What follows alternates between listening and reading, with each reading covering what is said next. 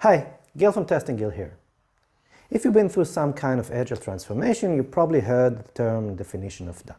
Now, let's talk about that. We all have dictionaries. We've all heard the words definition of done. We know what that means, right? We don't need to discuss it. Apparently we do. Anyway, there are all kinds of done.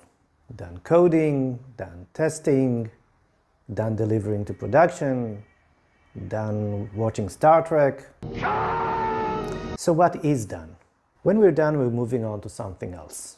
Whatever we worked on, it's ready. We're ready to move on from that and leave it behind us. Now, why is that important? Because done have all kinds of contexts, but the most important one is delivery. Because, for example, if I'm done coding, but the feature has not been delivered yet to the customer, so it's not really done.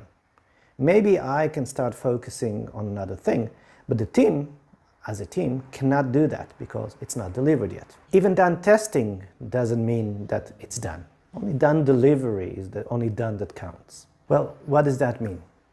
Only when a feature is delivered, it's really done. Because if I'm done coding and I put the code on the shelf, at one point in the future, the testers will get their hands on it. And then they will come back to my desk with a vengeance. Done means we. It's a team thing. Only the team decides when something is done, when the team can focus on something else. When it's delivered, the team can do that. Before that, people in the team will continue working on that, so that's not done. Until that happens, what I think doesn't matter. Well, I think we're done here.